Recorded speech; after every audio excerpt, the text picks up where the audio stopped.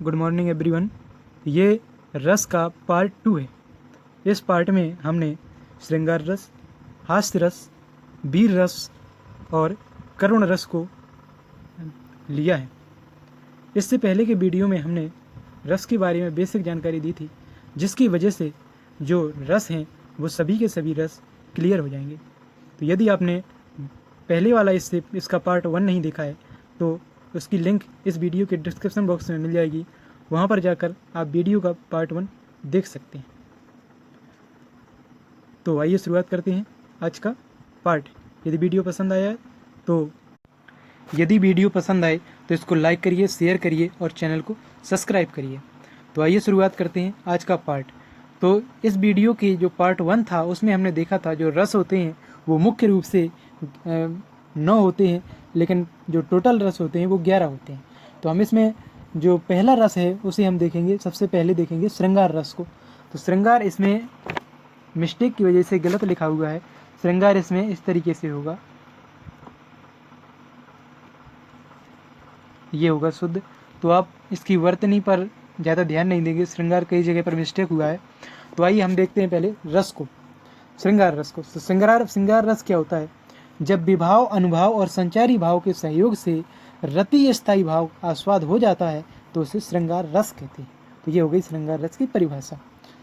तो जो आगे इसको देखेंगे समझेंगे कि श्रृंगार रस का आधार स्त्री पुरुष का पारस्परिक आकर्षण है, जिसे काव्य शास्त्र में रति स्थायी भाव कहते हैं। मतलब इसका ये हुआ कि श्रृंगार रस का जो आधार है, जिसकी वजह से रति जो स्थायी भाव है उसकी उत्पत्ति होती है, उसका जो आधार है वो नायक और नायिका होती है। तो काव्य शास्त्र में इसे आकर्षण को ही क्या कहा गया है? रति कहा गया है।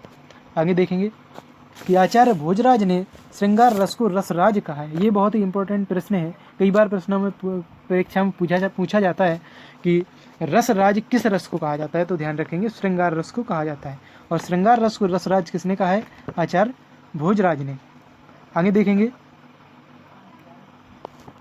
तो अब हम देखेंगे कि जो ये रस होता है इसमें स्थायी भाव क्या होता है और इसका आलम्बन, विभाव, उद्दीपन या संचारी भाव, ये सब क्या होता है। तो इसके लिए हमने पहले जो पार्ट 1 है वीडियो का वो बनाया है। उसमें आप संचारी भाव, विभाव, ये सभी चीज़ें, अनुभाव, जिनको अच्छी तरीके से क्लियर कर सकते हैं। यहाँ पर इस वीडियो को, इस रस को समझने के लिए हम इसको शॉर्ट में बताते हैं सभी को। स्थायी भाव क्या होता है? तो स्थायी भाव होता है मनुष्य के हृदय में संस्कार या वासना के रूप में मूल रूप से विद्यमान रहने वाले भावों को स्थायी भाव कहते हैं।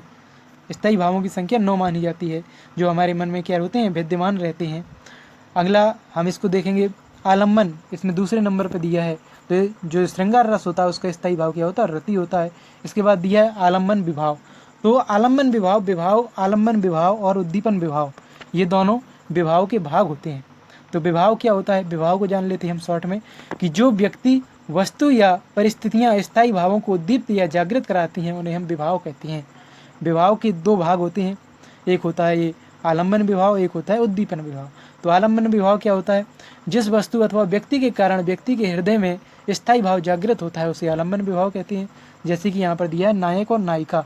तो नायक और नायिका क्या होती है? आलम्बन विभाव। या तो नायक को देखकर नायिका के मन में जो स्थायी भाव वो जागृत होगा, या नायक को देखकर नायिका के मन में स्थायी भाव जागृत होगा। तो आलम्बन क्या हो जाएगा? नायक और नायिका हो जाएगी। इसके बाद दिया है उद्दीपन विभाव। तो उद्दीपन विभाव क्या होता है? उद्दीपन विभाव होता है मन में जागृत स्थायी भावों को उद्दीप्त कराने वाले भाव उद्दीपन कहलाते हैं। मतलब कि ऐसी वहाँ का जो परिस्थितियाँ, ऐसा वातावरण जिसकी वजह से जो स्थायी भाव है वो तीव्र रूप से जागृत होता है, उसे हम उद्दीपन कहेंगे। तो उद्दीपन के अंतर्गत जो श्रृंगार रस में है उसमें आ जाता है आलम्बन का सौंदर्य, प्रकृति या रमणीक उपवन, वसंत ऋतु, चांदनी रात, भ्रमर का गुंजन, पक्षियों का गुंजन आदि चीज़ें आ जाती हैं। आगे देखेंगे अनुभाव। अनुभाव क्या होता है? अनुभाव को हम पहले समझ लेंगे। अनुभाव क्या होता है? अनुभाव होता है, अनुभाव को मतलब होता है अनुभव। तो जो होता है इसमें क्या होता है? आलम्बन और उद्दीपन विभाव द्वारा जागृत मानसिक व शारीरिक चेष्टाएं अनुभाव कहलाती है। मतलब कि हम जो नायक या नायिका है उसके मन में रति नामक स्थायी भाव जागृत हो गया, इसके बाद जो वो क्रियाएं करेगा, शारीरिक या मानसिक जो क्रियाएं करेगा उसे क्या कहेंगे? उसे हम अनुभाव कहते हैं। इसके बाद होता है संचारी भाव। तो संचारी भाव ये क्षणिक होता है, शीघ्र आता है और शीघ्र ही समाप्त होता है। तो इसमें जो श्रृंगार रस है उसमें जो जो होता है, ये संचारी भाव होते हैं, वो होता है हर्ष या जड़ता या विनोद, अभिलाषा, चपलता, आशा, स्मृति, वेग, उन्माद आदि। ये सब जो श्रृंगार रस है इसमें क्या होगे, ये इसके संचारी भाव होते हैं। तो अभी हमने इनको बेसिक तरीके से समझा, सूक्ष्म तरीके से समझा। अब हम देखते हैं आगे श्रृंगार रस के बारे में और भी जानकारी देखते हैं। तो श्रृंगार रस में सुखद और दुखद दो प्रकार की अनुभूतियाँ होती हैं। इसी आधार पर श्रृंगार रस को दो भागों में बांटा गया है। या श्रृंगार रस के कितने भाग हैं, दो भेद हैं। नंबर 1 है संयोग श्रृंगार और नंबर दूसरा है वियोग श्रृंगार। तो अब हम देखेंगे संयोग श्रृंगार क्या है और वियोग श्रृंगार क्या है, इसको हम समझेंगे। तो संयोग श्रृंगार होता है, इसमें संयोग श्रृंगार की परिभाषा दी है कि जहाँ नायक नायिका के संयोग या मिलन का वर्णन होता है वहाँ संयोग श्रृंगार होता है।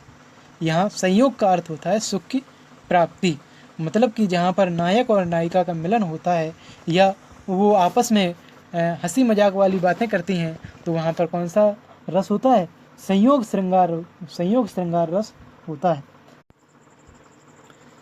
तो इसको एक उदाहरण से समझेंगे कि राम को रूप निहारती जानकी, कंकन की नग की परछाई, याते सबे सुध भूल गई, कर टेक रही पल टारत नाही। मतलब कि इसमें क्या हुआ है कि जो सीता जी हैं वो श्री राम के जो प्रतिबिंब है या श्री राम का रूप है उसको निहार रही हैं। और किस में निहार रही हैं, उनके हाथ में जो कंगन है और कंगन में जो नग लगा है उसमें श्री राम की परछाई को देखते हुए उनके प्रतिबिंब को निहार रही हैं। और निहारते निहारते अपने सुध बुध भूल गई और उन्हीं को लगातार एक टक उनके प्रतिबिंब को निहारती रहती हैं। तो यहाँ पर जो श्री राम हैं वो क्या हो जाएंगे, राम आलम्बन है और सीता आश्रय है। क्या है इस पद में, जो राम है वो क्या है, आलम्बन है। आलम्बन अभी हमने बताया, आलम्बन क्या होता है, जिसके कारण वो स्थायी भाव जागृत होता है, वो क्या होता है, आलम्बन होता है। और सीता आश्रय, तो आश्रय क्या होता है, आश्रय होता है जिसके मन में स्थायी भाव जागृत होता है, वो आश्रय होता है। और नग में पड़ने वाला राम का प्रतिबिंब यहाँ पर क्या हो जाएगा, उद्दीपन हो जाएगा। और उस प्रतिबिंब को देखना या हाथ टेकना क्या हो जाएगा, अनुभव हो जाएगा। और हर्ष एवं जड़ता संचारी भाव हो जाएंगे। ठीक है, तो ये अगला हम देखेंगे। अगला हो गया वियोग श्रृंगार। तो वियोग श्रृंगार में क्या होता है कि एक दूसरे के प्रेम में अनुरक्त नायक एवं नायिका के मिलन का अभाव विप्रलंब श्रृंगार होता है। विप्रलंब श्रृंगार को ही हम क्या कहते हैं, वियोग श्रृंगार कहते हैं। इसको हम उदाहरण से देखेंगे। उदाहरण से इस प्रकार है कि कहियो राम वियोग तब सीता, मैं कहूँ सकल भये विपरीता, और नव तरु किस लय मनहु कृसानु, काल निशा सम निशि शशि भानु। तो मतलब है कि इसका हम पहले अर्थ समझ लेंगे कि जब हनुमान जी सीता माँ की खोज में गए थे, तो वहाँ पर अशोक वाटिका में जब सीता जी मिली, तो राम का संदेश जब उन्होंने सुनाया और इस प्रकार से कहा कि श्री राम ने कहा है कि सीता जी के वियोग में ऐसा लग रहा है कि मानो संसार के समस्त पदार्थ मेरे विपरीत हो गए हैं, और ये जो नए जो पेड़ हैं उनकी छाया भी हमें जो ऐसी लग रहा है जैसे कि आग बरसा रही हो, और काल निशा सम निशि शशि भानु, और ये रात्रि जो है ये मुझे काल रात्रि की तरह लगती है, और मुझे चंद्रमा भी सूर्य की तरह लगता है। तो मतलब कि मेरे लिए ऐसा लग रहा है जैसे संपूर्ण संसार के पदार्थ क्या हो गए हैं, मेरे लिए विपरीत हो गए हों। तो यहाँ पर क्या हो गया है, वियोग हो गया। वियोग का वर्णन किया गया है। मतलब कि इसमें हम इसको ऐसे देख लेंगे, ऐसे समझेंगे कि यहाँ पर जो राम का सीता के प्रति जो प्रेम भाव है वह रति स्थायी भाव को जागृत करता है। कौन से भाव को जागृत करता है, रति स्थायी भाव को। तो राम यहाँ पर आश्रय हो जाएगा और सीता क्या हो जाएंगी, आलम्बन हो जाएंगी। क्योंकि राम के मन में विचार राम के मन में यहाँ पर क्या हो जाएगा, विचार उठ रहा है, स्थायी भाव जागृत हो रहा है, इसलिए राम यहाँ पर क्या हो जाएंगे, आश्रय हो जाएंगी और सीता आलम्बन हो जाएगी। सीता जी के कारण मन में स्थायी भाव, ये रति नामक स्थायी भाव जागृत हो रहा है, इसलिए सीता जी क्या हो जाएंगी, आलम्बन हो जाएंगी। और वहाँ की प्राकृतिक दृश्य हैं जो वो दीपन विवाह हो जाएंगे, और जिसके कारण उनके हृदय में कंपन हो रहा है, या अश्रु निकल रहे हैं, या उन्हें ग्लानि हो रही है, चिंता हो रही है, वो सब क्या हो जाएंगे, संचारी भाव हो जाएंगे। अतः यहाँ पर कौन सा रस हो गया, वियोग श्रृंगार रस हो गया। अगला देखेंगे हास्य रस। तो हास्य रस में क्या होता है? हास्य रस में होता है कि विकृत वेशभूषा, क्रियाकलाप, चेष्टा या वाणी को सुनकर या देखकर मन में जो विनोद जन उल्लास उत्पन्न होता है उसे हम हास्य रस कहते हैं। मतलब कि हम कोई दोहा पढ़ रहे हैं, उसमें हमें अचानक से हंसी आ जाए तो उसमें मतलब कौन सा रस जागृत हो गया? हास्य रस जागृत हो गया। तो हम देखेंगे इसका स्थायी भाव क्या होता है? हास होता है। इसमें आलम्बन और विभाव क्या होता है? विकृत वेशभूषा, आकार एवं चेष्टाएं होती हैं।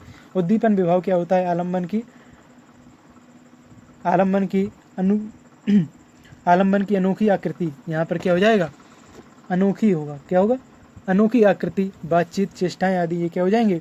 उद्दीपन विभाव हो जाएंगे। और अनुभाव क्या हो जाएंगे? आश्चर्य की मुस्कान, नेत्रों का मिचमिचाना आदि, कार्टून तरह का, तो वो क्या हो जाएगा? अनुभाव हो जाएगा। संचारी भाव क्या हो जाएगा? हर्ष, आलस्य, निद्रा, चपलता, कंपन, उत्सुकता आदि। तो हम इसको एक उदाहरण से देखेंगे। उदाहरण दिया हुआ है यहाँ पर, तो इसका उदाहरण देखेंगे कि बंदर ने कहा बंदरिया से, चलो नहाने गंगा, और बच्चों को छोड़ेंगे घर पे, वहीं करेंगे हुड़दंगा। तो मतलब कि इस काव्य को सुनने से या पढ़ने से हमारे मन में एक हास्य नाम का स्थायी भाव जागृत होता है, इसलिए यहाँ पर हास्य रस है। कौन सा रस है? हास्य रस है। तो जो ये हमने काव्य पढ़ा वो काव्य क्या हो गया? इसमें काव्य हो गया हमारे लिए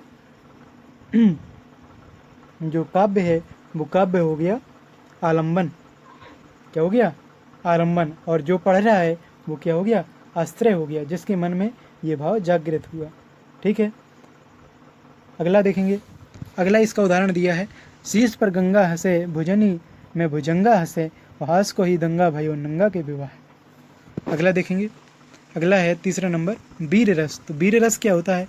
युद्ध अथवा किसी कठिन कार्य को करने के लिए हृदय में जो उत्साह जागृत होता है उसे हम उससे क्या होता है? वीर रस की उत्पत्ति होती। तो इसका स्थायी भाव उत्साह होता है। आलम्बन विभाव होता है अत्याचारी शत्रु, और उद्दीपन विभाव शत्रु का पराक्रम, अहंकार, अंतर्नाद, यश की इच्छा आदि। और संचारी भाव उग्रता, आवेग, गर्व, सफलता और हर्ष, उत्सुकता आदि। अगला देखेंगे। अगला है कि इसका उदाहरण दिया है, इसको उदाहरण समझिए कि साजी चतुरंगन सैन्य अंग में उमंग धरी, सरजा शिवाजी जंग जीतन चलत है, भूषण भनत नाद बिहद नगारन की, नदी नाद मद गैबरन में ललत है। मतलब कि यहाँ पर कहा गया है कि जो शिवाजी है अपनी चतुरंगिनी सेना को उत्साह से भर करके युद्ध करने के लिए, मतलब जंग जीतने के लिए चले हैं, और आगे आगे क्या चल रहे हैं? नगाड़े बज रहे हैं, और उनके जो सेना में हाथियों की संख्या इतनी ज़्यादा है कि उनके मद से नदी नाले भी भर गए हैं। तो यहाँ पर जो शिवाजी की सेना थी उसमें क्या हो गया? एक उत्साह जागृत हुआ। तो यहाँ पर कौन सा रस हो गया? वीर रस हो गया। कौन सा हो गया? वीर रस हो गया। तो शिवाजी की चतुरंगी सेना की वीरता का वर्णन किया गया है इसमें, और कंप, मद, आवेग, उमनाद आदि इसमें क्या हो जाएंगे? संचारी भाव हो जाएंगे। इसी प्रकार से एक और उदाहरण दिया है, बुंदेलो हर बोलों के मुख, हमने सुनी कहानी थी, खूब लड़ी मर्दानी, वो तो झांसी वाली रानी थी। तो इसमें भी कौन सा रस है? इसमें भी वीर रस है। अगला देखेंगे करुण रस। तो करुण रस में क्या होता है? करुण रस होता है कि बंधु वियोग या बंधु विनाश या द्रव्य नाश। यहाँ पर क्या होगा? द्रव्य नाश होगा। यहाँ पर द्रव्य नाश और प्रेमी के सदैव के लिए बिछड़ जाने के कारण करुण रस उत्पन्न होता है। अभी देखो, अभी हमने जो श्रृंगार रस था उसमें भी क्या देखा था? बिछड़ जाने के कारण। लेकिन इसमें और करुण रस में और वियोग श्रृंगार में एक अंतर होता है।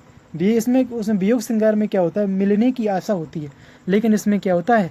सदैव के लिए बिछड़ जाती है, हमेशा के लिए। तो वहाँ पर कौन सा रस होता है? करुण रस होता है।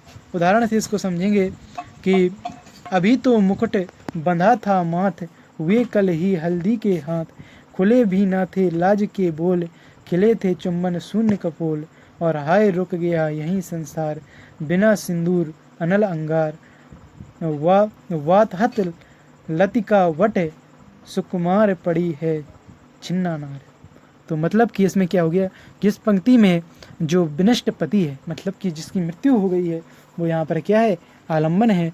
तथा मुकुट का बंधना और हल्दी के हाथ होना और लाज के बोल का न खुलना, लाज के बोल के न खुलना, ये सब क्या है यहाँ पर, उद्दीपन है।